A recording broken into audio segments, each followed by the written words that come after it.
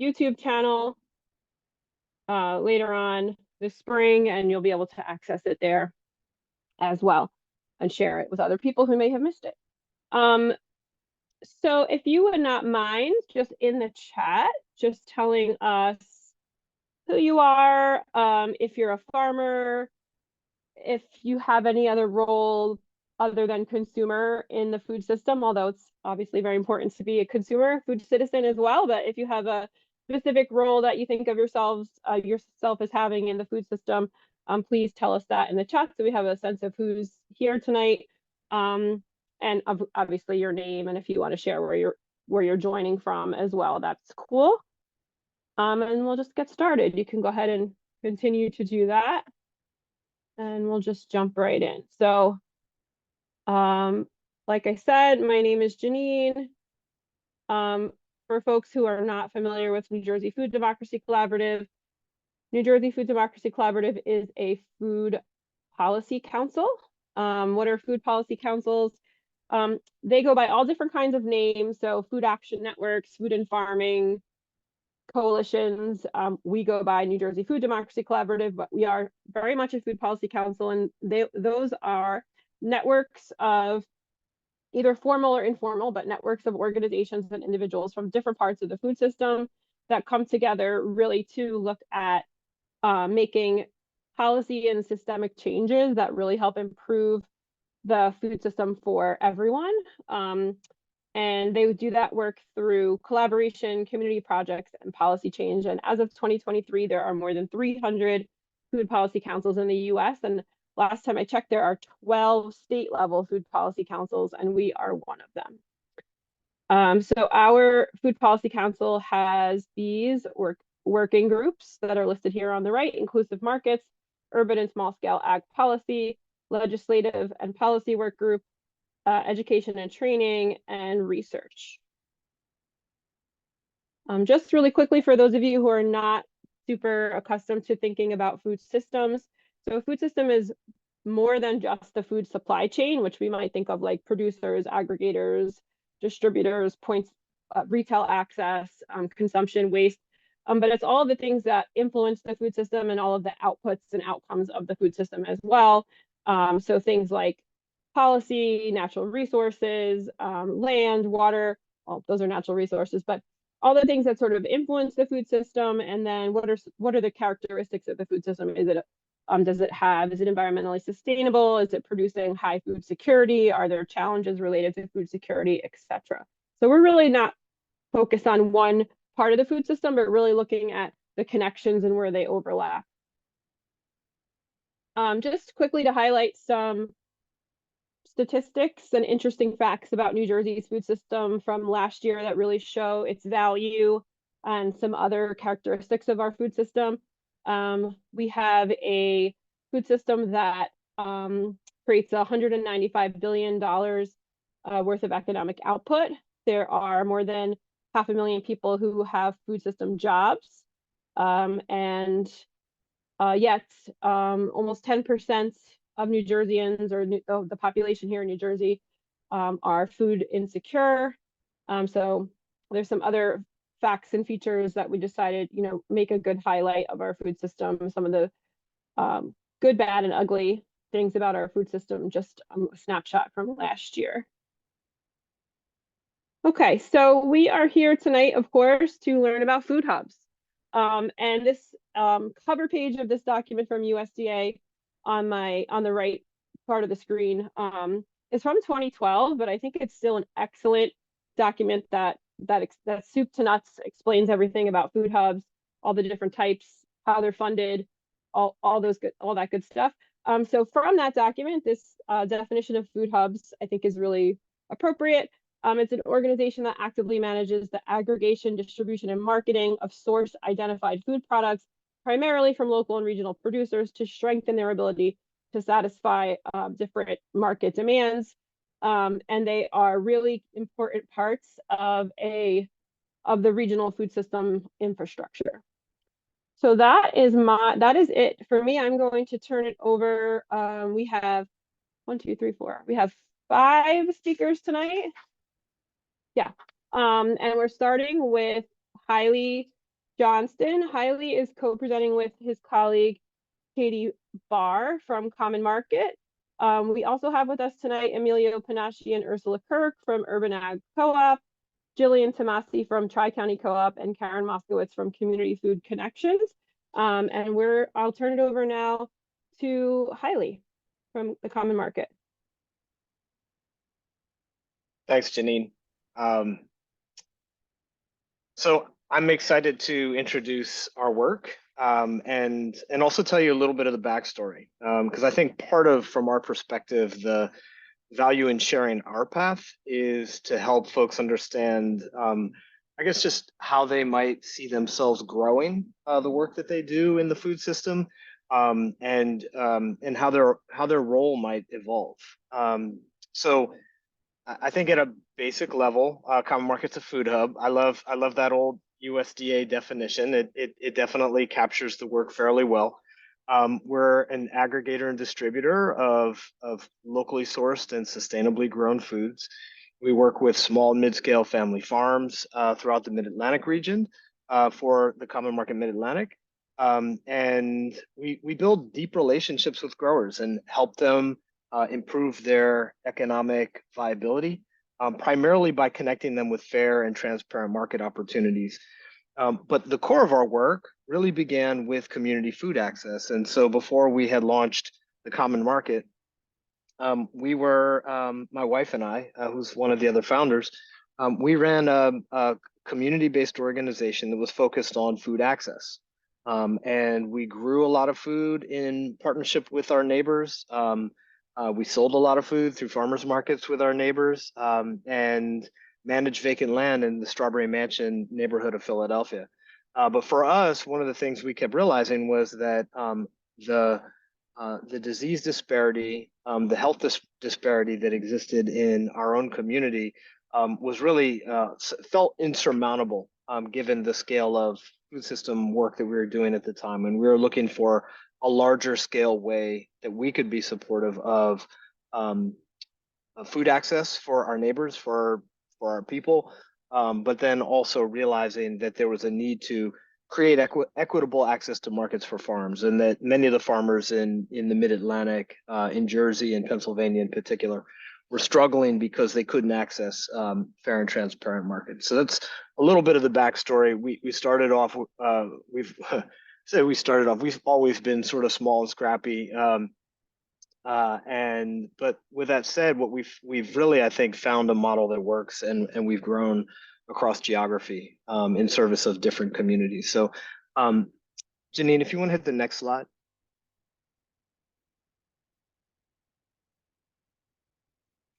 So while she's pulling that up, again, Common Market was founded by my wife and I and Bob Pearson, who was like the godfather of farmers markets in Philadelphia.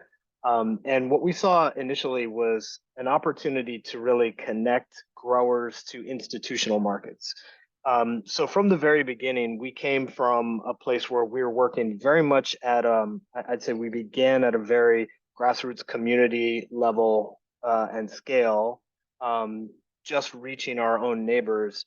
But what we saw was there was an opportunity to build larger scale systems change, mainly, again, through institutional food service. So schools, hospitals, elder care, colleges, and universities. We saw institutions as, that the anchors in a lot of our neighborhoods that were meeting the food security needs of different neighborhoods, different communities, but also as mission aligned, values based, and focused on better outcomes for people in the communities they serve. So many of the farmers that we knew at that time didn't have direct opportunities to sell into institutions, and we saw that as a perfect venue to affect both positive outcomes for farmers as well as better outcomes for people in our hood. And we have grown quite a bit, and we've begun to replicate our model in other cities. So as you see on this map, we currently exist in the Mid-Atlantic from Philadelphia. And in the Mid-Atlantic, about half of our work actually happens in New Jersey and with New Jersey farmers. We replicated about 8 years ago down to Atlanta, Georgia, working to utilize our model of aggregation distribution primarily for the benefit of Black farmers and trying to stem Black land loss in the South by connecting farmers to better market opportunities. We replicated a couple years after that, or expanded to Houston, Texas, to try our model in a place where farmers really struggle for policy reasons. They struggle in competition with food that's grown in Mexico and shipped north of the border by large-scale farms that don't have ecological limitations, or the farming practices aren't really governed in the same way, and then they also don't have the same focus on labor, so they're constantly in competition with these growers that they quite literally can't compete with. And then just last year, we acquired a company in Chicago, and so our model has begun to grow into different places and creating market access for farmers, wholesale market access for farmers, these different places. And in that time, we've distributed over $130 million of food and invested all those resources right back into the communities where we work. And we're a nonprofit, which I didn't mention. Next slide, please. So what does wholesale mean to you? I think that's the big question, because it means, just like food hubs, what we have found is that wholesale means different things to different people. Wholesale can mean direct market to restaurants if you're a smaller grower, or direct market to even to institutions sometimes. For others, what wholesale means is actually building a degree of scale as a grower sufficient to box product. Some even get to the pallet stage of product. We work with growers of all different sizes, and also help them achieve their vision for what wholesaling means, though it also means very specific things to us and the customers we serve. Next slide.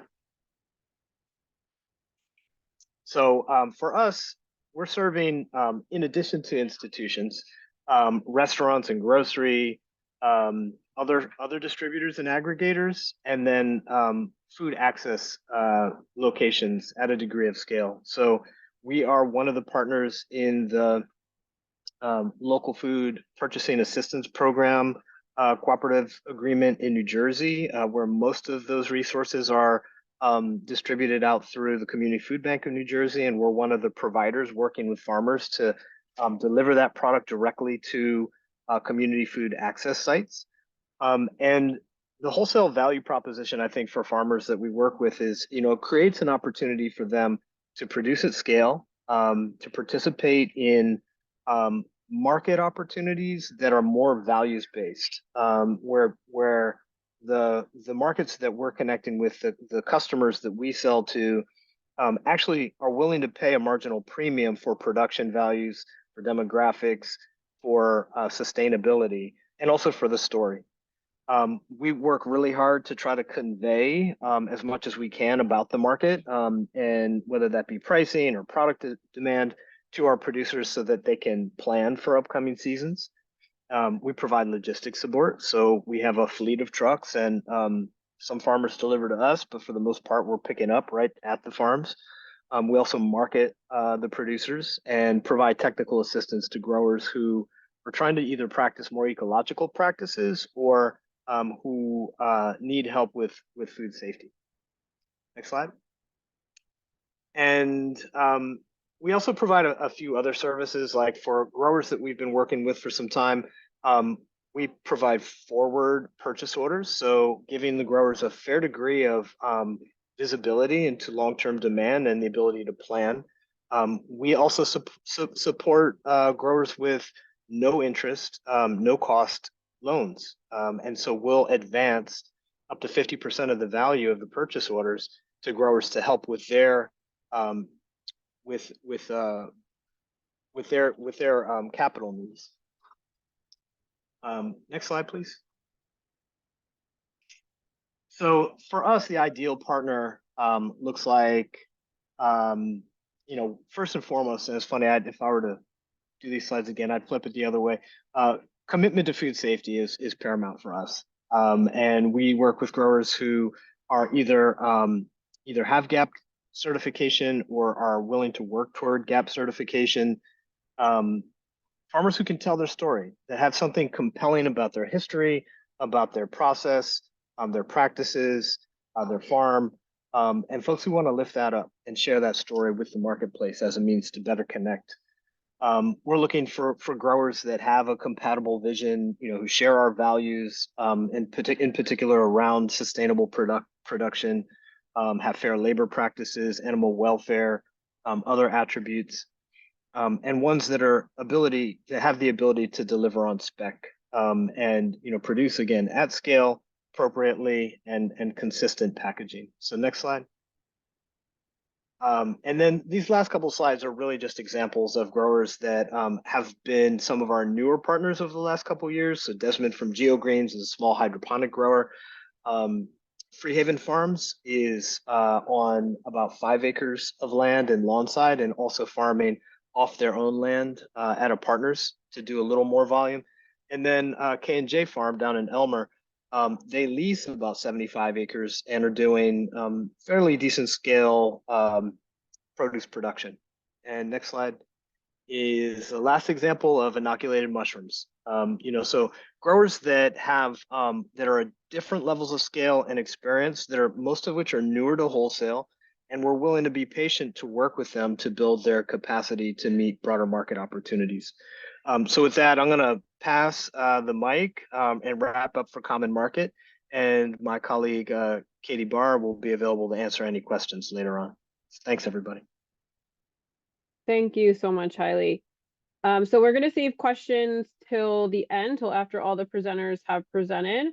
So next we have Emilio Panache and Ursula Kirk from Urban Agriculture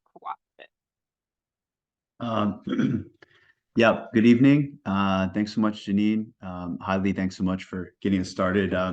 And I always tell folks that we are very indebted to Common Market, both as a supplier to us and as a model organization that we're very much learning a lot from every day. So thanks for inviting us. So we are a much smaller nonprofit here based in Newark, New Jersey. A lot of our history comes from starting community garden projects and managing small pop-up farmers markets. And really, we became what I like to call more of a food hub or food aggregator only really since the pandemic. Before that, we were aggregating from a few different sources, but mostly just for farmers market opportunities and to really experiment with ways to make those farmers markets more robust and consistent and diverse in their product lines, and to give our local growers, including myself at the time, an outlet for our goods in the most food desert communities. Next slide, please.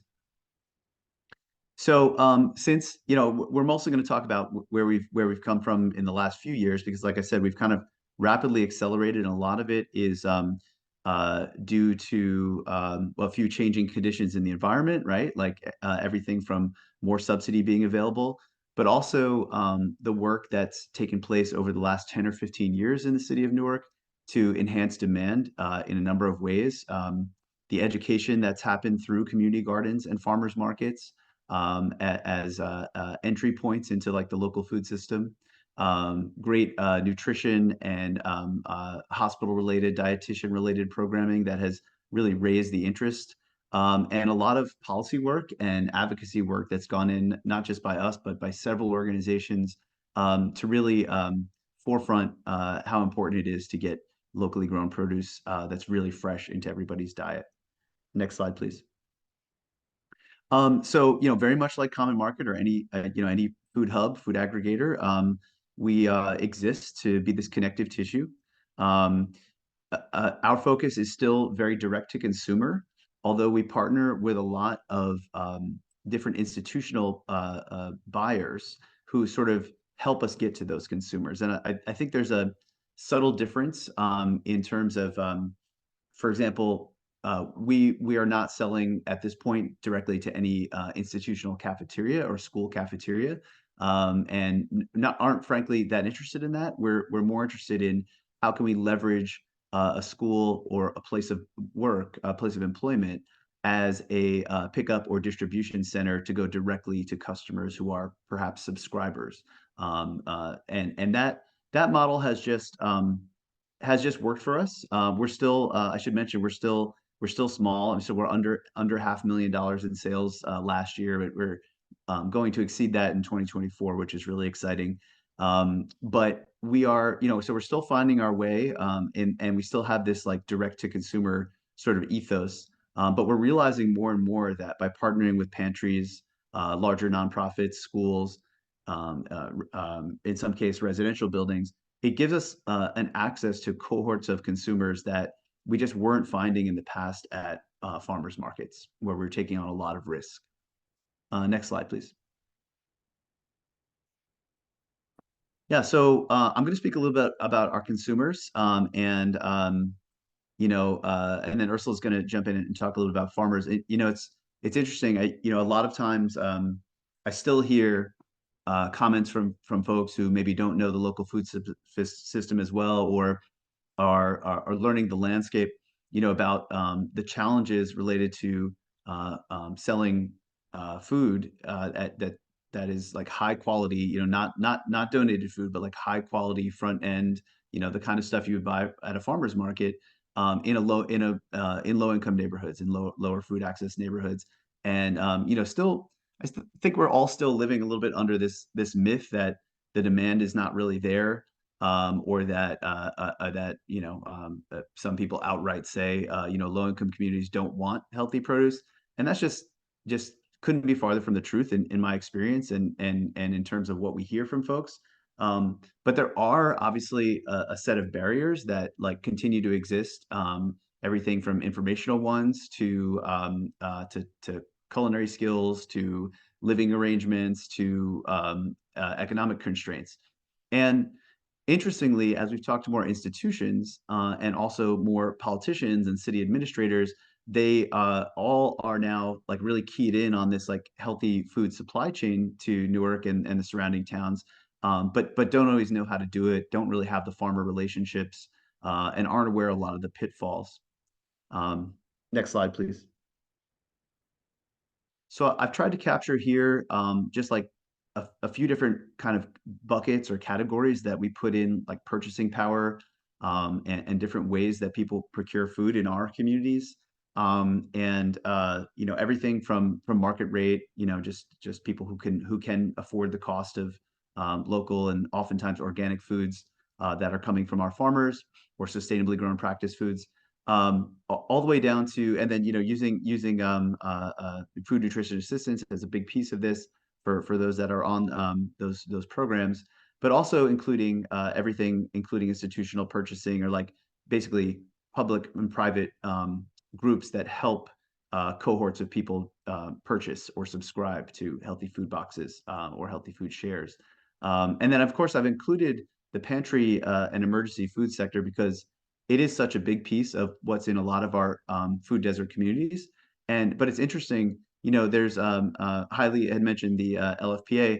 There's certainly a shift going on statewide, and I think nationwide, to even have the free food sector, or free produce sector, which I put in quotes because nothing's ever free, right? Nothing's really free. But to even have that sector to think more about procurement, and to think more about equity in its supply chain, as a way of being more sustainable, in terms of like the dollars put back into farmers, right? And not just relying on donation. Next slide, please. So yeah, so ways that we've been able to like sort of unlock the consumer demand here, which I think is the first part of this. When I started my first community garden that turned into a small urban farm in 2010. And then we started doing pop-up markets in 2014, 2015 in our neighborhood. It was so hard to understand how to raise demand. And we knew people on the one hand were lacking access to fresh, healthy foods and local foods. And on the other hand, we would set up farm stands in areas, and people would just pass us by. And uncovering those reasons and changing that paradigm has been several years of work, and it continues. And like I said, alluded to earlier, I think that the role that community gardens and urban farms, especially in the Newark area, have really played is not so much about the pounds of food they've produced, which has been relatively small compared to other farms in New Jersey, and given the fact that we have a lot of constraints here and land constraints, but they really have become a portal of um, information and healthy food culture. I think they've taught a lot of people about not only gardening and growing your own, but like really have turned people on to the local food system. I think markets, whether they've been successful pop-up farmers markets over time or complete failures from a sales point of view, they have still meant a lot to people that have accessed them or learned how they can spend their SNAP, for example, or double their bucks on fresh local produce. And I think over time, those things have really started to increase demand. And of course, we'd be remiss if we didn't recognize the really important role that subsidy plays. So in recent years, and again, since COVID, um, a lot of our growth has been due to the fact that institutional partners, city governments, NGOs, schools, private foundations, a lot of money has poured into the sector, and not just in terms of increasing farmer capacity, but in many cases, literally buying food for people or helping organizations like us offset transportation costs, for example, or staff costs, so that we can get food to people without a big markup. And so we have to be honest about that fact, and we also have to keep advocating for more subsidy in the local food system on an ongoing basis. Something I'll come back to in the future. Next slide, please. Yeah, and just again, I think I've gone through this, but it's kind of a summary of how we've seen the growth in purchasing power and the sources of purchasing power and kind of how they flow into each other. Not that they're linear in any sense here, but I do think that institutional procurement or like institutional backing of healthy food purchasing in our low-income communities and our food desert communities is sort of the standard that we're all kind of like moving towards and trying to move towards, right? Because when a major hospital system or a school district, really puts long-term dollars behind farm procurement, then that's a much more stable and it's something we can hang our hat on, right? As farmers and co-ops, much more so than like individual consumer choices. Although all those still play an important role. Next slide. All right, and I'm going to turn it over to Ursula, who on a weekly basis deals with all of our farmers and all of our orders and has some stories to tell. Thanks, Emilio. Hi, guys. So just briefly, I'm going to kind of explain what I do, and I would like to kind of briefly explain my own farming background because I do think it's really important, my particular background with how it I guess pertains to what I'm doing right now with Emilio with Urban Ag Cooperative. So I'm the Food Hub Program Manager. So essentially, I have my hands in two pots. One of my hands is pretty much working with the farmers and the growers. And then one of my hands is pretty much very operational from the standpoint of I'm organizing our packing procedures in our team. And then I have like a baby toe in sales. So my background is I actually used to I spent 3 years working for an organic farm in central New Jersey. And I pretty much was a farmer's market manager in addition to their wholesale manager. The reason why I bring that up is because in coming into this, I went from pretty much helping harvest, of course, and pretty much running the farmers markets and the wholesale business. And when I say wholesale, I'm not referring to we weren't selling our produce. We were selling the sauces and pretty much the shelf stable items that we were making with our organic produce. So I went from that and I came to the space with Emilio, working for now a nonprofit, and where my job was primarily working with farmers to source produce into making these boxes. And so I learned just how out of touch I was within like the first 3 months of working with Emilio. I went from pretty much working with a very well-funded farm. It was well-funded for a mid-sized farm, but did not quite have like large farm problems. So I can start this conversation regarding our urban farmers. One of the beautiful things about working with our urban farmers, being that we're based in Newark, is they're also in Newark. I think that one of the great things about Urban Ag Cooperative is there's very much a community feel. You feel the people who are receiving the boxes, our team who are packing the boxes, you feel very much connected to the farmers who are getting the produce to you because they come to the space sometimes sometimes to receive payment or say hi to the team. It's just a different kind of relationship. So our urban growers, one challenge we have with urban growers in general is, of course, aside from, in this quote, the lack of land tenure or infrastructure, cold storage, Emily and I, we talked about this prior to this meeting, and we mentioned how a lot of urban growers don't start their farms on the idea of it being possibly a money-making endeavor. They might do it, for a green space, or they may do it just because it's they want to do like an educational program on this farm. So I saw that to say, when these farms are now realizing that they can possibly grow their veggies to make money from it, they don't have certain resources to kind of make that happen. And the reason why I mentioned my background prior to this was because I went into assuming you all had a washing space. You all have things like wax boxes to kind of transport your produce. You all have transportation. So these smaller things definitely like are propose a challenge to these small urban farmers, because they have in some cases enough of produce to possibly do like one of our box programs if it's smaller. But now it's an issue of, just recently, as a matter of fact, if it's just one person and she does not have a washing space to wash her greens, nor does she have crates to harvest her greens. So now we're adding in a whole new moving part where we're trying to find our own labor to help that person out, our own transportation to get that produce from them and bring it to our space for us to wash it. So for a small urban grower who's looking to monetize their produce, the smaller things like labor, access to packing materials, water, basic things like that, they pose a real problem. It's thankfully right now UAC we're small enough in that we can absorb in the short term some of that. We've gotten very efficient with our packing processes with our team, so we've got to where we can kind of help them with bunching and cleaning and things like that. So those are just general things that we oftentimes encounter with like smaller urban growers. Um, as far as farmers and suppliers, some of the benefits, I want to talk about onboarding growers. I won't go through all this. There's a lot of words here and like a lot of stuff you guys can read. But I think one of the really exciting things for us is our low target.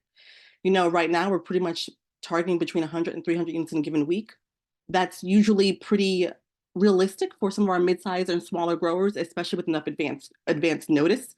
These same growers may not be able to wholesale to like a larger entity, like a Zone 7 or a common market, but we definitely can accommodate their smaller units. And given they're usually within 50-mile radius, we can oftentimes work with them in a very short term notice, which is really helpful for them as well.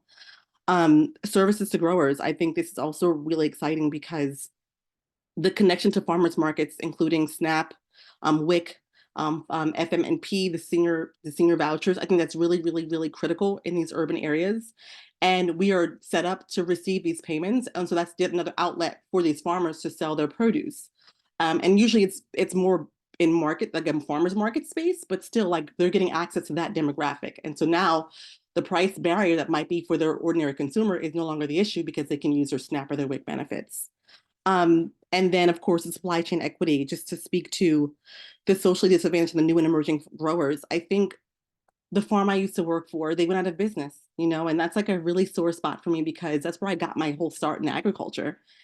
He had been a farm for about 12 years and it was just bleeding him dry. And so when I see these new growers, it's important for us to have this outlet to support them and to encourage them and keep them in this industry because we need these farmers. So, yeah. Thanks. Next slide. I'm just going to jump back in to wrap up and want to hand it off. But yeah, so like any questions that people have about our growers or onboarding with us, Ursula is definitely the person to ask.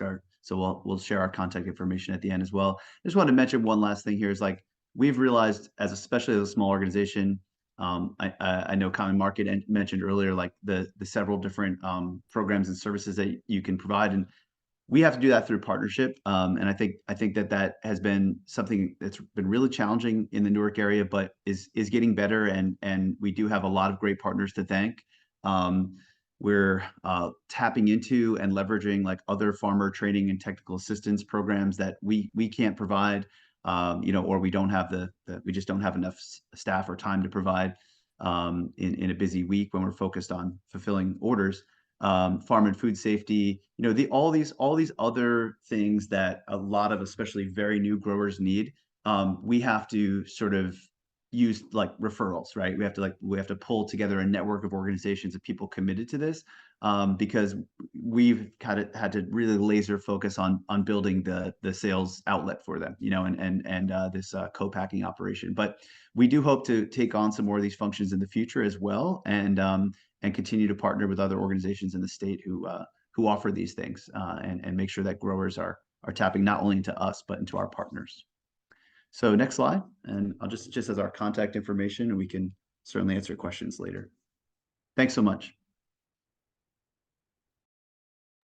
Thank you. Thank you, Ursula and Emilio.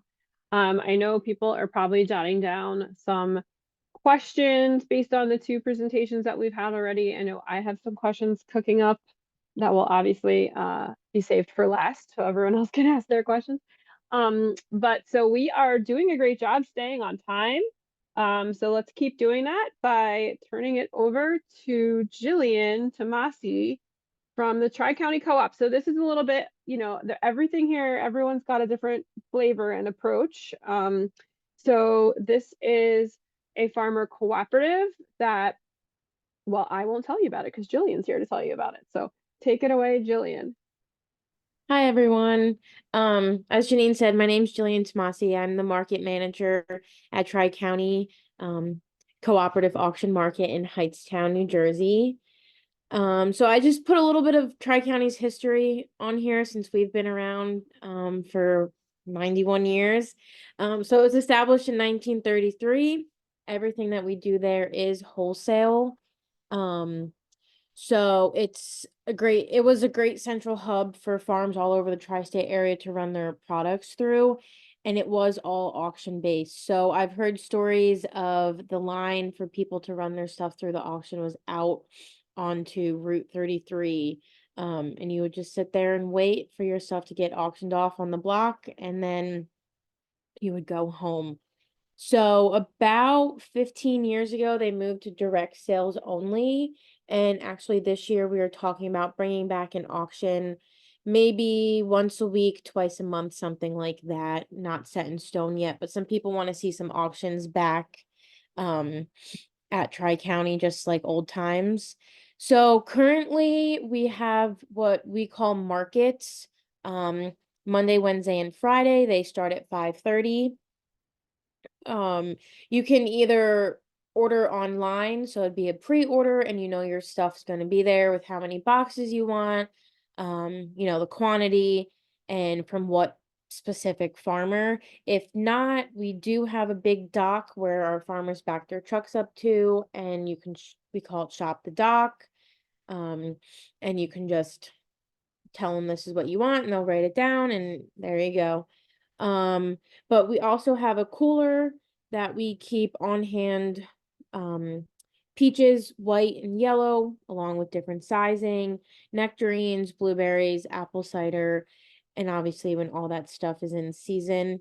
So if it was something that you needed like quickly, you had a market coming up, you could just message me and we'd have that stuff in the cooler for you. Everything else, the whole excuse me, the whole reason that we have it at 5:30 instead of like in the morning or during the day is so that gives the farmers enough time to pick it fresh in the morning and get it cleaned up and put in the box and brought over to Tri-County.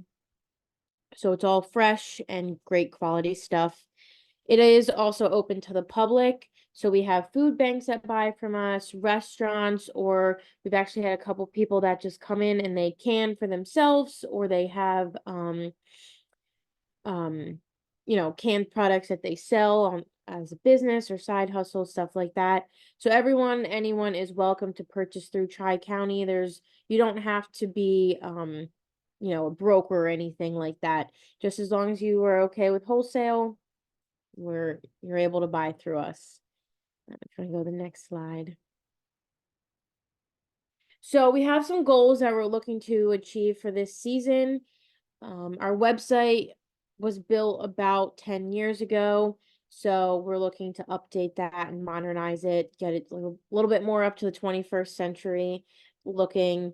That would also be, right now, we don't have an option for people to to pay online. So that's something we're looking to add.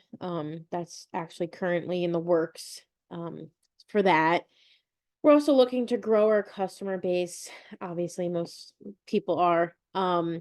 So also, we just got a Sprinter van in the co-op, so looking to create a stronger delivery program for our customers. So delivery is a option. The only thing is delivery would probably be either Tuesdays or Thursdays.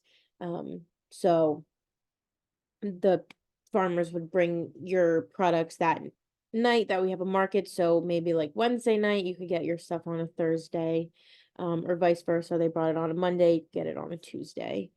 And then we also do have a box van with a reefer in it. So if something that needs to be cold and you're a distance, that's not an issue. And also bring younger farmers into the co-op. We do have a lot of older farmers that are either looking to retire or just want to keep the co-op alive with the younger farmers. Yep. Jillian, can you say a little bit more about what like is required for a younger farmer to come into the co-op? Like what do they have to, is it like a quantity Yeah, that's issue? actually, yeah, on my next slide. Oh, sorry. Or Jumping the that's gun. okay. I think, or maybe it's the one after this. But pretty much to join Tri-County, the only thing that you need to do is just have enough to be selling wholesale. Like you don't have to have pallets and pallets, but at least you're growing enough that you can put stuff in, depending what the product is, it's either in like half bushel, bushel and a ninth, tomato box, if you're growing melons in a watermelon box, stuff like that bin. And it just needs to be Jersey fresh. Um, you know, just can't be out of state product like if you're trying to, if you're like a reseller kind of thing. Um, that's really it to join Tri-County. There's not much other than that. But so some benefits to joining Tri-County for growers and customers is it is a great central location. It's very close to major highways. It's actually off of considering what you consider Route 33. So the other thing is too, it's long established. So there are many known farmers in there. So if you come into the co-op and your name is on the list, a lot of people are, they see somebody new, they want to try their products. If you're able to bring it on one of the nights that we have a market, that's great to show, the people walking the dock to buy, to see what stuff you have, polish your tomatoes, stuff like that, make it look nice. And people are more than willing to give you a try, especially everyone's so excited to purchase from younger farmers because they want the co-op to continue and they want agriculture to be thriving with the younger people and keep them interested. So definitely like don't think if you come into the co-op as a younger farmer that people are just going to pass you by. Like everyone's willing to try new farmers and maybe split their order or something like that between an older farmer and a younger farmer. Um High quality products, that's a huge thing that we really, if there's a problem right away, you could just give me a call, text, email, anything, and we'll get it sorted out. We really strive to give our customers the best quality that we are able to. The other thing too is there's a huge range of products that we have that we sell through Tri-County, well, that the growers sell through Tri-County. So if you're looking for something, one of our growers probably have it. If not, I know a bunch of different farmers that I can call them and they'll say, "Oh, I know this person has that," and I'm able to find it for you. Or also if someone really wants a certain variety of something, or like this year we had someone in the co-op that was selling to restaurants and they wanted the flowers from the onions, like the plant, and he was more than willing to cut them and bring them to the co-op for her. So anything like that, it's a great thing to have in your book if you need something specific. Farmers, as long as they know it has a home to go to, they're willing to grow it for you. So I'm sorry I didn't put my contact information in there, but I'm sure if you asked Janine, she could email it to you. We could put it in the chat before you. Or I can put it in the chat too. So just how to join the co-op is through text, email, or phone. You just contact me and I can get you set up. We'll put you on our website. Hopefully very soon we'll have a new one that is in the works. And you'll just have your own, it's like a little thing for your website and you can go in and every week you can update what you have for sale, the quantity, and the volume of it. So what you're packing it in, like half bushel, 25-pound box, something like that. And then I also send out a weekly list through the email of what, each farmer has, the quantity, all of that, the pricing, and we have almost 2,000 people on our emailing list. So it's pretty large, um, you know, email list that gets sent out every week to the customers that are on there. And then we do have an annual membership dues if you wanted to join. And the only thing is the co-op takes 10% as a commission for selling through us. And then everything, just like I said, just needs to be Jersey grown fruit or vegetable, flowers as well. So if anyone is a flower farmer, we do have someone that has sunflowers and zinnias, but that's really it for flowers. Yeah, I think that's it for Tri-County. Jillian, since we're a couple minutes ahead of schedule, I'm gonna be so bold and ask a question about, like, I'm wondering, the wholesale pricing, does that fluctuate week to week in terms of, do you set wholesale Yes. pricing for the growers that are members, and do you have to be a member, I guess, to sell through the co-op? That's two questions, sorry. No, that's okay. So, to answer, to be a member, so if you just had like a surplus of, just say you had like surplus of tomatoes and you just wanted to move them through Tri-County, we would, and you didn't want to become a member, you just wanted to just get that surplus out of the way, we would just take 15% instead of 10, and then you wouldn't have to pay membership membership fee. And then if you decided you wanted to become a member, then you would just pay the fee, and then it would just be 10% after that. So for the prices, the farmers actually set their own prices, but they do follow very closely with the Philadelphia market with their pricing for wholesale. So it's all pretty much like market value. And I wonder if you find that farmers, the cost plural associated with like running a CSA or going to farmers markets, even though you can charge a higher retail price, like maybe it's sort of, do you find that some farmers say like one of the benefits is that sort of, even though they're getting less per product, or wholesale pricing is lower than retail pricing, they're also saving money by not incurring the cost of doing retail markets or managing a CSA? I don't know if you ever heard that from any farmers as being like a benefit. Yeah, there are some people who, wholesaling might just be a little bit easier. One, you can move more volume as a wholesaler rather than, if you're just selling in pints or quarts at a farmer's market or CSA. So yeah, I think there's pros and cons to it. But yeah, and also too, like, sometimes they're able to, yeah, like you could sell more too, just like quantity as well. Yeah. Yeah. You don't have as much loss. Okay. Thanks, Jillian.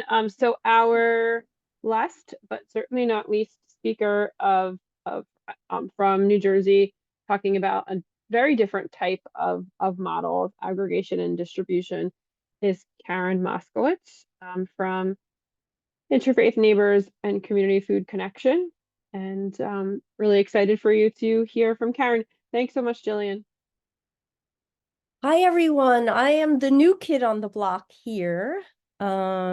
This is my third growing season of working in the food justice space in New Jersey. I come from 22 years of work, first as a founder of the Orange County Homegrown Farmers Market in Orange County, Southern Indiana. which is now in its 22nd year, and in a county with the highest percentage of limited resource families in the state of Indiana. And from there, I went to an urban setting in Louisville, Kentucky, which is a city of 1 million people with a very high level of food insecurity, and created the New Roots Fresh Stop Markets, which is a sliding scale CSA program with about 700 families, working with 3 medium to large farmers. And then finally, 3 years ago, I ended up back home in Monmouth County after many years away, and was doing some community organizing with interfaith neighbors around food access and food justice. And in talking to the community, found that one of the biggest concerns of our community here in Asbury Park, and for those who don't know, we are 1 square mile with 16,000 people. It's a small community, and yet we are labeled a 16th most severe food desert by the New Jersey EDA. So it's about 1 out of 5 people. And in my organizing, I found that the biggest concern for the community was the lack of communication between the food pantries and other community spaces that were distributing food.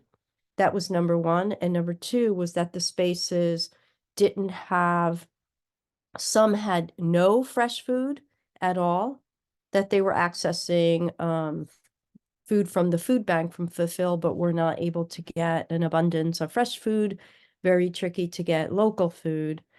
And this was a big concern of the community, and there was a large interest, as Emilio pointed out, in the community to have access to fresh, local, seasonal produce.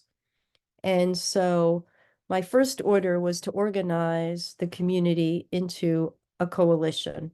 And so this is year 3 of our coalition. We named it Community Food Connection. It exists under the umbrella of Interfaith Neighbors, which is a very large Monmouth County based, Asbury Park based, but serving all of Monmouth County, nonprofit.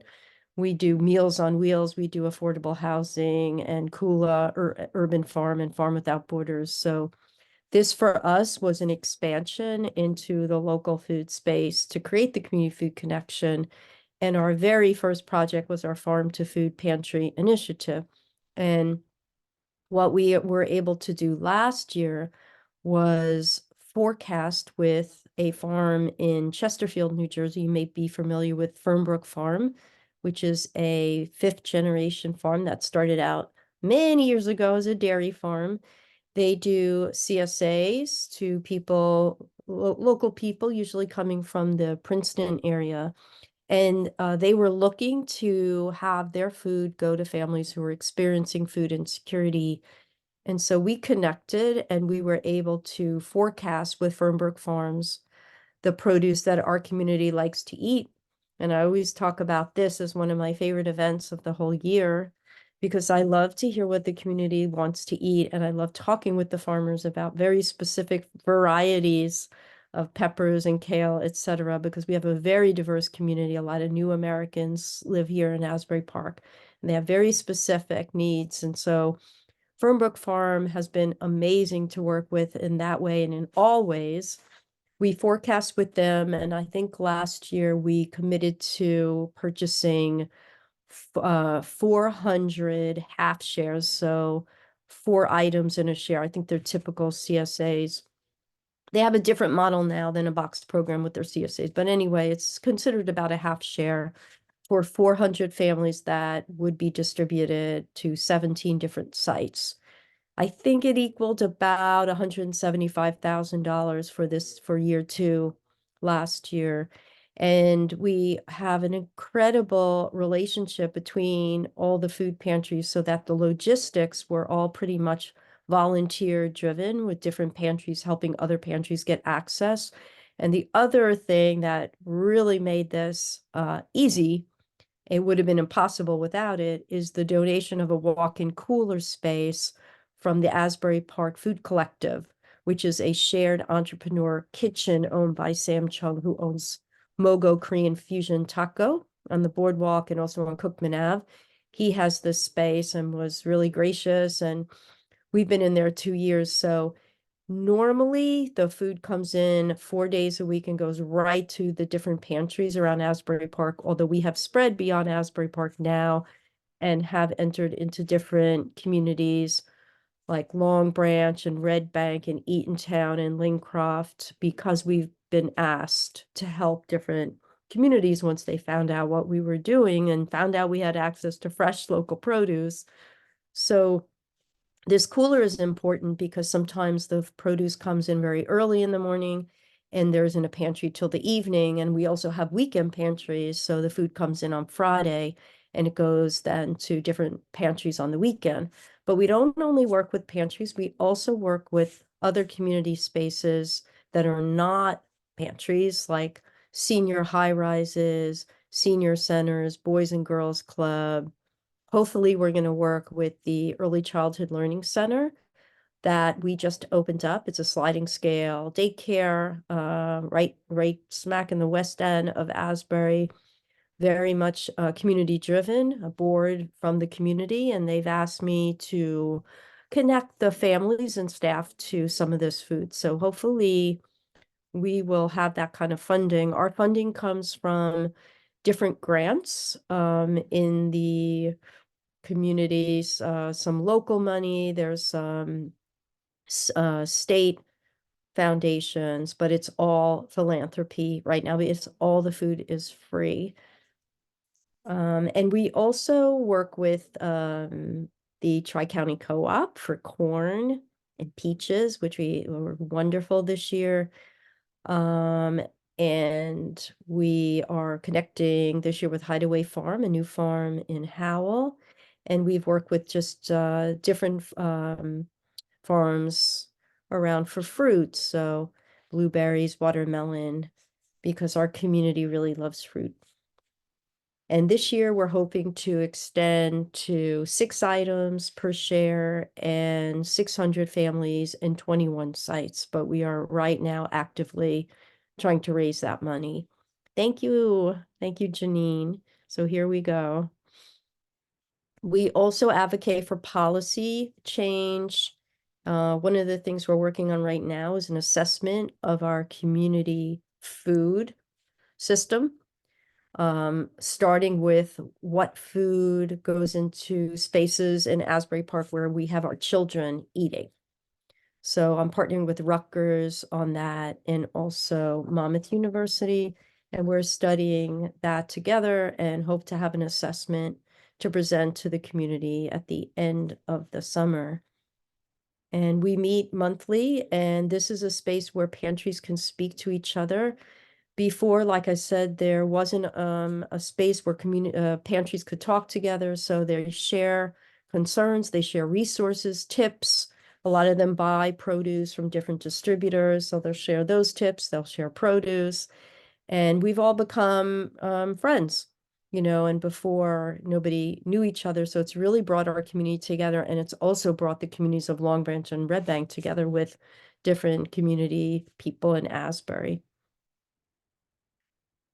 Okay, here's some of our core principles. I should mention also we do a lot of work with connecting families to recipes and just sharing knowledge. So we train volunteers at the food pantries. I found when I first started doing this work here that a lot of the volunteers would just kind of stand there and not really engage with the guests. And as this food started coming in, things like garlic scapes and kohlrabi and beets of all different colors, the guests were looking at them and just walking on and not really engaging with the produce because they weren't being engaged with. So I tried to be at every pantry at least twice a month, so I can make sure the volunteers are advocating for these veggies, that the veggies look beautiful, that they were treated with respect, that the guests are treated with respect, that there's recipes that we send on that are being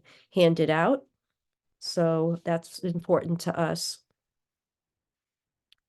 And it's also important to us to work with a farm like Fernbrook Farm because we understand that the farm managers who come from Mexico every year are treated well. And that's very important to us. We have a great relationship with our farm managers. It's a family of 3 brothers who come every year, and one of them's been coming for 25 years into the area. And that's, I think, it. Janine, thank you so much. Yeah, thank you, Karen. Do you want to talk a little bit about like, so you said you're expanding to Hideaway Farm in Howell, and that's, I guess, to meet increased demand. The more people hear about the fact that, you know, from the farmer perspective, it's a guaranteed, because you're saying you do this forecasting with them like in January, February. So they have a guaranteed customer at a pretty large quantity. And for them, they just either deliver to you or you're picking up from them. So it's, again, like reducing a lot of costs for them with like moving, you know, going to different farmers markets. Like it's really just a guaranteed buyer with a pretty clear, like simple drop-off point. Is that what you think one of the benefits are for the farmer? Absolutely. So guaranteed market, as our farmers on here know, that's key. Without that, I would never ask these farmers, to grow for us without knowing that I can guarantee a market for them. And we also work out deliveries such that, the farmer, Fernbrook Farm, they're able to come once a week. So we pick up the rest of the time. And like I said, we spread it around the community. We have Long Branch organizers getting the food for Bradley Beach and Asbury Park, and sometimes Asbury Park people will bring to Red Bank. And so we have a well-coordinated logistics. We haven't had to scale, really, really big, so it hasn't been tested in that way. But yes, absolutely, Janine, the farmers. And sometimes on their end, things don't always go perfect. We might Right. forecast a certain, there was Peppergate last year, as some of you may know, that some of the pepper I don't seed. know. Oh, no. Oh. So the pepper seeds got mixed up apparently on the national level. So we were asking for shishitos, and, we were getting bell peppers and things like that. And we are really flexible. Mhm. And so are the pantry guests, So, and if I have a few minutes, oh, Yeah, we're going to move to question and answer now. But okay. I'm just wondering, like, if a community were to, if a group were to come to you, a school or, a big employer with a lot of employees, if they were to, oh, that slide is not looking right.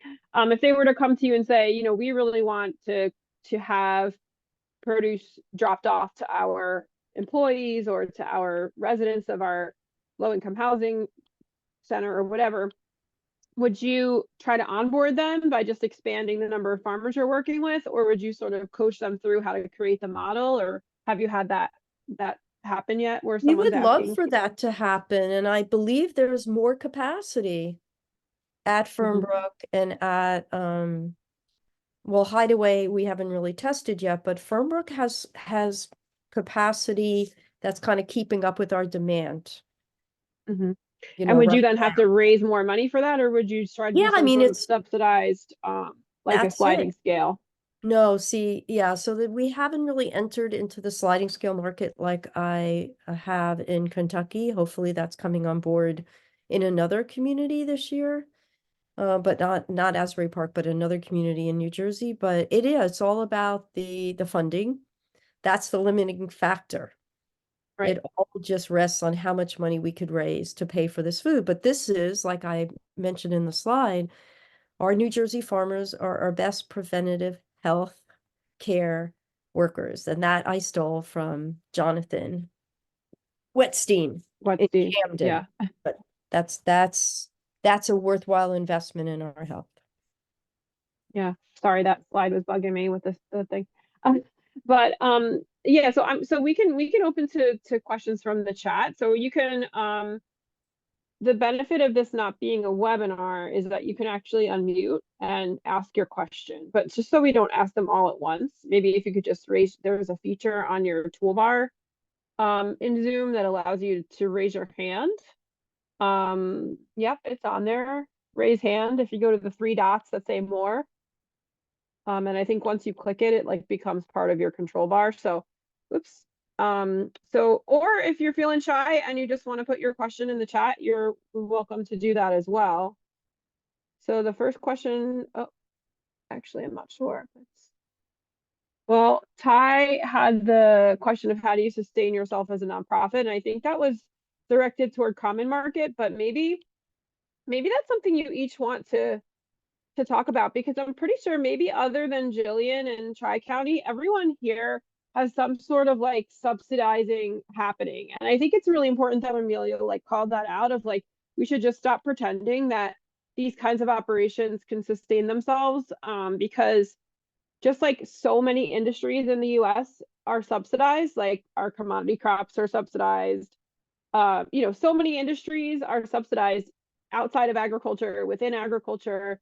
And so why not? I mean, SNAP and WIC, those are subsidized programs already, right? So, I think it's good that we're sort of just talking about this kind of work, at least in the space that part of this conversation was in the space of like, how do we connect New Jersey farmers to like lower fresh food access communities that are typically lower income, and that work, the farmers shouldn't have to like be asked to donate, right? So that work requires some form of subsidies, grant writing, etc. So maybe we just want to start there with a little bit more from each of you on how you sustain the work through those subsidies, and what are some of the most important ones, or where do you think there should be more subsidies?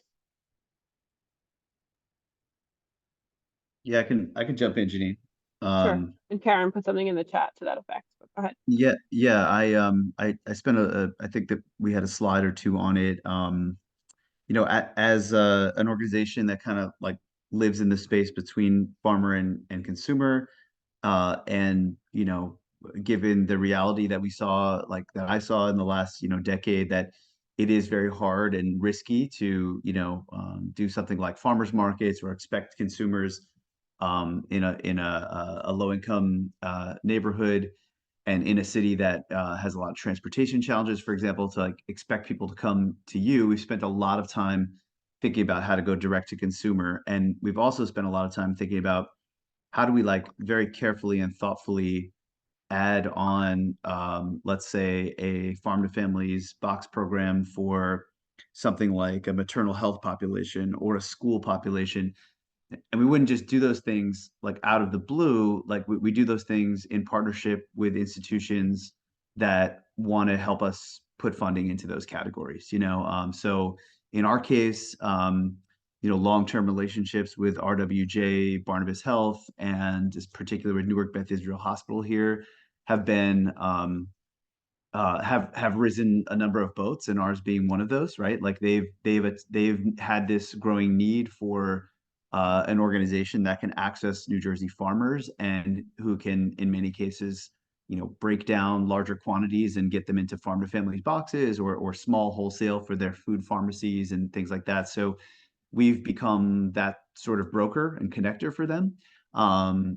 Similarly, we are part of a Newark Healthy Schools Coalition that has brought in several $millions now to provide more farm to families boxes, as well as cafeteria foods, as well as training for schools in our district. And so, those kind of opportunities kind of lead the way, and then we follow. We're prepared to follow by having kind of an infrastructure in place, and having a network in place, right, where we can fulfill this demand. And and then on our own end, and I think maybe Katie mentioned this maybe in the chat later, someone did, but on our own end, I think we've also seen like a lot of USDA as well as state money kind of move into the food spaces in a lot of ways. So it's helped us on an operations side of things. Like Ursula and I have been able to offset some staffing costs and transport costs, which then we can, remove from the farmers or the consumers having to bear that. So, there's like, I guess for us, it's like one category of funding is like about institutions and funders who want to help purchase the actual food and get the food to cohorts of people. And then there's another set of funding that's maybe about like our own infrastructure, right? And investing in that, because you Yeah. certainly need a lot of supplies, labor, and equipment to to move food in any form, as everybody here could. So what I hear you saying is not only are you doing the fundraising and the offsetting costs with third party funding streams within the organization, but also there's a lot of resources that can be tapped into and redirected to, like, even if it's a small percentage of what a school or university or a health center is purchasing, you know, even if they were to say we're going to commit 2% to buying from local aggregators this year or whatever, do you find that, and this question goes to any of you, like, do you find that that would it help, do you think, for there to be, like, so many other states have passed legislation that requires or incentivizes public institutions and private institutions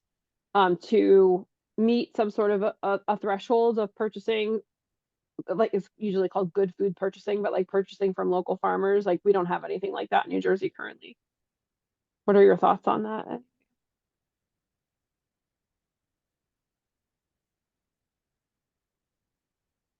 I was going to let someone else jump in, but I would definitely advocate for something like that. I would also say, though, that whenever you bring money into a space like that, that you need to allow time for the infrastructure to develop, right? So it's not enough to just pour millions of dollars into procurement without, without any of the systems of supply chain and farmer, relationships and all these things built. So it really is important that we prepare for opportunities like that by continuing to lay the groundwork now. And I mean, when I say we, I mean, everybody who's involved in this space.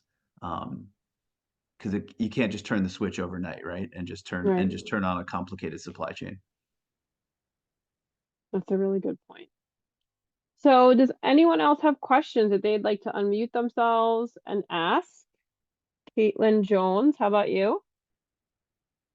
Or we could just, Caitlin says, with Pittsgrove Township and Salem County being a huge farming community, she'd like to build a food hub of some kind in her area and looking for guidance on how to pursue that. So, and I know, I'm pretty sure James is still here from Fairgrown.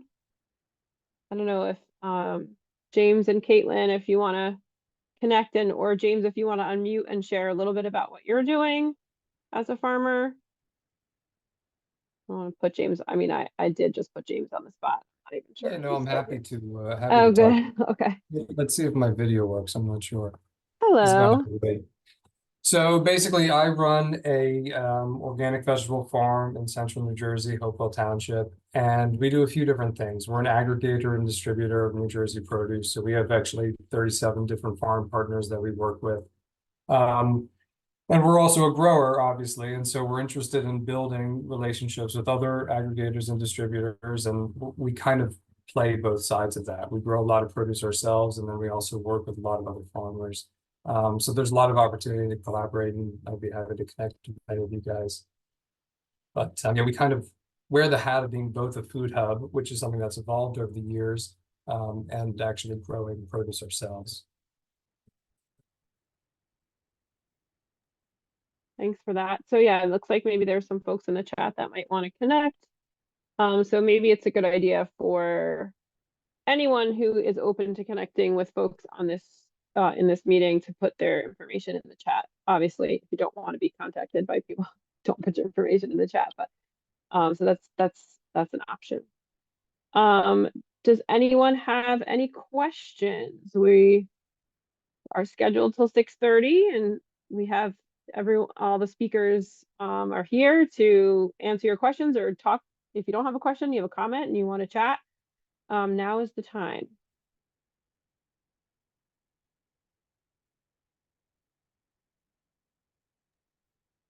I would just like to put out to the group that, and I see different people chiming in the chat about, the work they've done with other farmers or work that they want to do in different towns.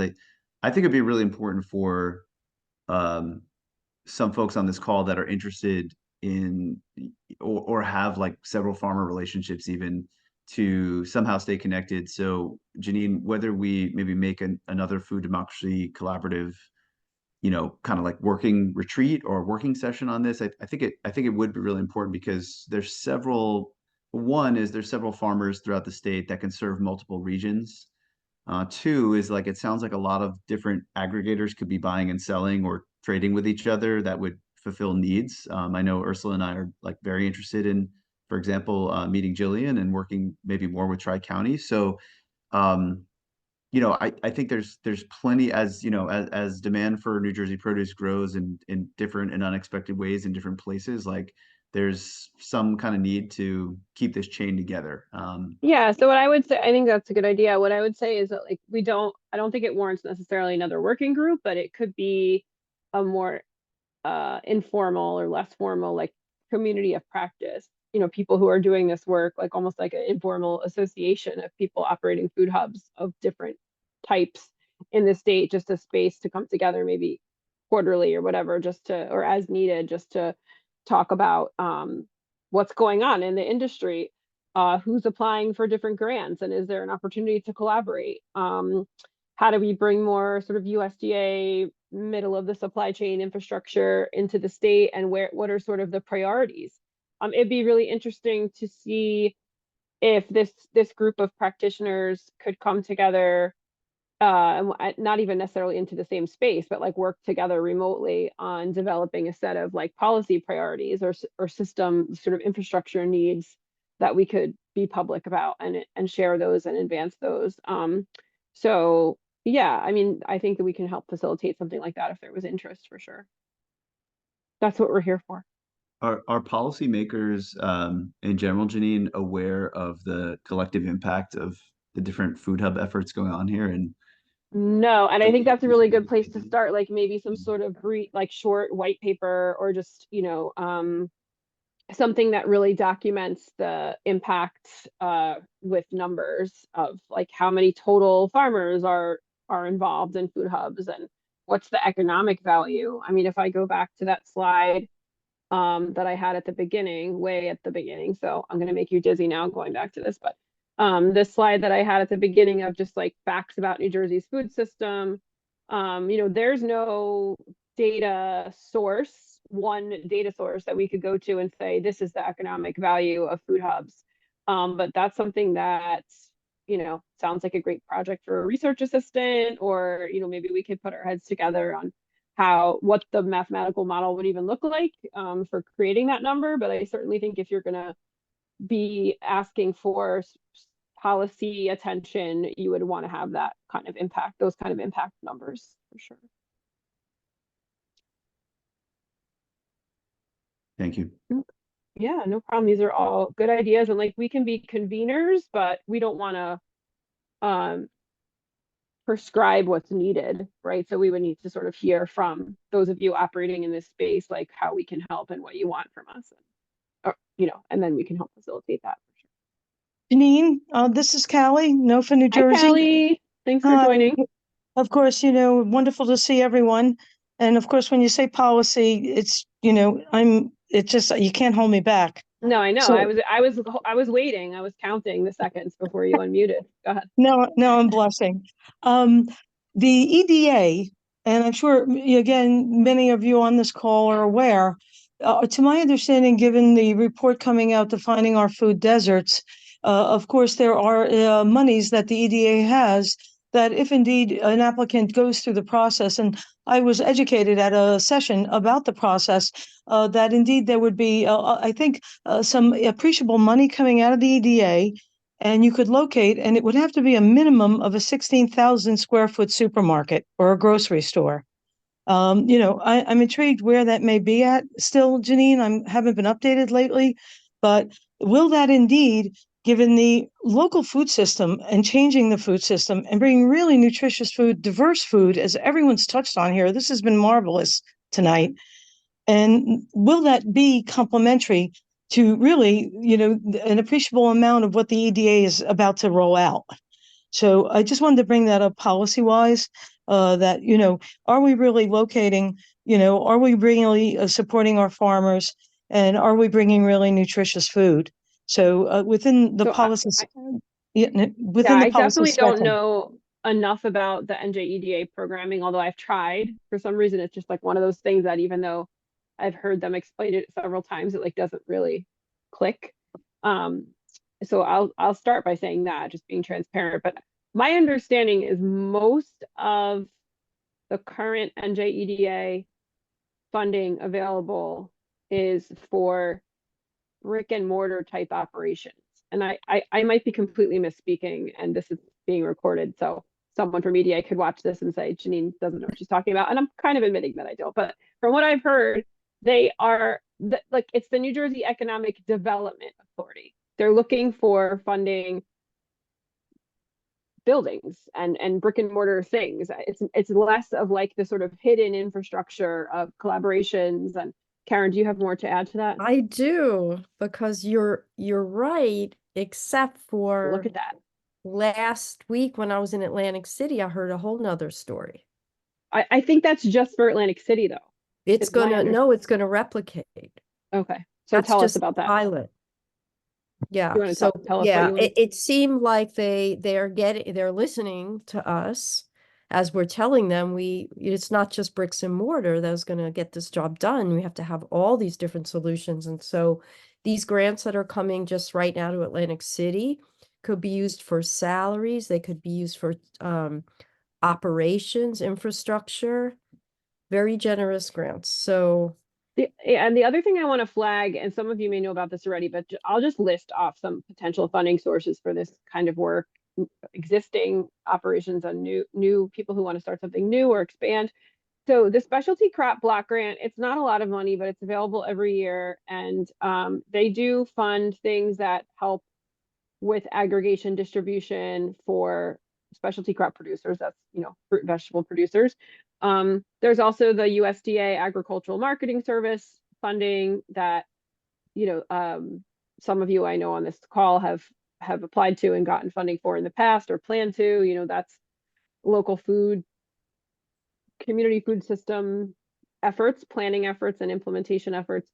There was another one that the state of New Jersey facilitates applications to the USDA funding for I think it's resilient food system infrastructure. I don't know if that's going to be an every year thing, but it's definitely this year. I mean, the proposal deadline has already come and gone, but I wonder if that's going to be something that is available every year, at least for some time. I think COVID. The one thing COVID did was create new funding opportunities for this middle of the supply chain. Really important work that we've been talking about. Does anyone have anything to add to that in terms of funding availability for this kind of work? Karen, did you hear something about Robert Wood Johnson? I thought you had mentioned something about Robert Wood Johnson looking at social enterprises.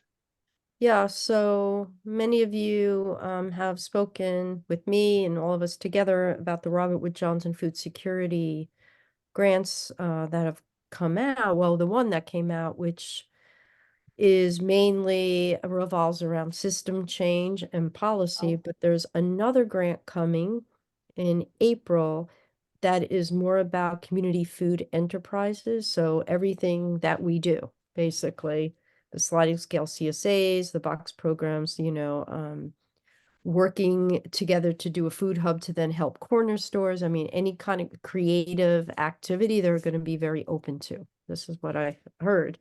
So yeah, so nothing official about money. That. Kind of a rumor at this point, but we have to. It's not a rumor because I spoke to the director of the program. Okay, good. So it's real. Good, solid. It's solid, and it's I think 1.2 million. I don't think it's more than that. So I'm keeping my ear to the ground for when this and one of the benefits of signing up to the Food Democracy Collaborative's email list is that and I might maybe create like a separate section of our email list, like for people interested in food hub related activities. And that way, if something comes through that that seems like I should share with you all, at least it's very easy for me to just share with like a certain contact list. So that's something that is pretty low hanging fruit that I can commit to. Janine, I just have one comment that's related. First of all, I want to say I think it's such an exciting time for all of us to be coming together and talk about all of these topics. I find myself in a unique position in that I work for the Food Shed Alliance, and of course, we're involved in new and emerging farmers and finding markets for those farmers. And so this is a good time to be involved in that. As we know, there's some funding to do that kind of work. But in addition to that, I'm the coordinator of the gleaning program for the organization. And a concern that I have is the food waste. I mean, I know I am fully supportive of purchasing food from farms. I think it's the way to go, obviously, all in on that. But, as someone who has worked in, this area for over 10 years, I understand how much food is left behind on the fields. We don't scratch the surface of that. And, I'm curious, if there's any thought around any of that. I don't know that there's anybody else on this call that's involved in that particular arm of this work, but it's going to provide a conundrum, I think, for us. I don't really know how gleaning is going to move forward, just to be totally transparent. I don't know, if pantries are able to purchase fresh produce, are they going to want gleaned produce? And let me tell you, the gleaned produce in some instances is as fresh as it Just gets. as We're picking good. it that Yes. day and bringing it to a market that evening. So I'm just, it's just in my head. This has been an ongoing, internal conversation that I'm having. So I'm just putting it out there. If you all have any thoughts around any of this. I would say that the demand for fresh produce, I mean, I'm completely guessing, probably can't be met by what pantries are able to purchase. I think there's always going to be a need for rescuing gleaned specialty crops, or I think you even glean eggs and dairy and stuff at times as well, right, Christine? So I think I'm going out maybe a little bit on a limb, but I think that there's always going to be a need, whether it's at pantries or at some of the other food access points that Karen mentioned that are not part of pantries, that could be Boys and Girls Clubs or senior communities, that other places where people have a need to access, they're congregating, they're in community with each other, and why not have that be a point where free gleaned food could be distributed. But that's just me. I'll shut up and let other people. Yeah, we do that work. Obviously, we are. Yeah, that's why I'm saying it, because those I know that you do. kinds of locations. Yeah. And Christine, I know we've talked about this a little bit in the past, and it's sort of a question of infrastructure lacking and having the capacity to do this. But I think that there's a strong connection between gleaned produce and people who want to make shelf-stable and value-added goods. That is Totally. even Yes. at our own little food hub, Ursula can tell you that on a weekly basis, we're struggling to now like repurpose and rehome some things that are like, just slightly bruised or slightly damaged that we think are still good. We're sharing them with staff. We're sharing them with partner staff. We're upgrading our composting procedures and all that. But like we think about, especially during the more abundant season, like we think about all the peaches and corn and things that come through that are slightly, below our standard of distribution, but we would love to have a ready-made a processor right there. So I think that there's still more work to be done in creating a chain that can easily and adaptably pick things up and process them into great shelf-stable goods. Agree. That's number one on my list is looking further into that and finding funding to make that happen for sure. Thanks, Emilio. Thank you all very much. We are at 6:30, so I'm going to conclude our program for today. Again, if you want to share your contact information, please do that in the chat. Christine, I think there's always going to be a demand for gleaned food. We might have to get creative and bring in some funding for like making the best uses of it, like Emilio said. And I think the more that we can know what each other are doing and what each other's needs are and find opportunities to bring in funding in collaboration with each other, that is certainly our mantra, as you know. And so just in conclusion, thank you all so much for participating. This is how you can reach NJ Food Democracy Collaborative. And, if you're not already subscribed to our YouTube, that's a good way to get an alert for when this recording gets posted if you want to share it with some other people. I hope you have a wonderful evening, and thanks again. Round of applause to our speakers who are still here on the call. Thank you all. Thank you. Thank you. Thank Good night, you. everyone. Take care.